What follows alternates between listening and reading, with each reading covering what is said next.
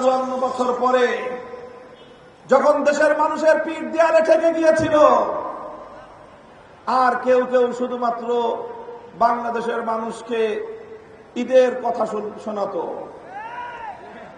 বলতো ঈদ আসবে, ঈদ আসবে, ঈদ আসবে, আন্দোলন হবে। 17 বছর, প্রায় 15 বছর পর্যন্ত বাংলাদেশের ভাগ্যাকাশে আর ঈদের চাঁদ উঠল না। মানুষের পিঠ দেয়ালে ঠেকে গেল। স্কুল থেকে আমার সোনার সোনামণিরা বেরিয়ে আসলো, কলেজ থেকে আমাদের তরুণ প্রজন্ম বেরিয়ে আসলো, আলিয়া মাদ্রাসা, কওমি মাদ্রাসা, বিবেকের দেয়াল ভেঙে গুড়িয়ে দিয়ে রাজপথে নেমে আসলো। পাবলিক প্রাইভেট ইউনিভার্সিটি থেকে আমাদের সন্তানেরা রাজপথে নেমে আসলো। 4 কোটি ছাত্র জনতা হাতে হাত রেখে বিপ্লবের যে ইস্পাত কঠিন ঐক্য করে তুলেছিল, নাঈম ইসলামদের নেতৃত্বে জুলাই বিপ্লবের মধ্য দিয়ে সেই স্বৈরাচারের পতন ঘটে নতুন এক বাংলার স্বাধীনতার সূর্য উদিত হয়েছে।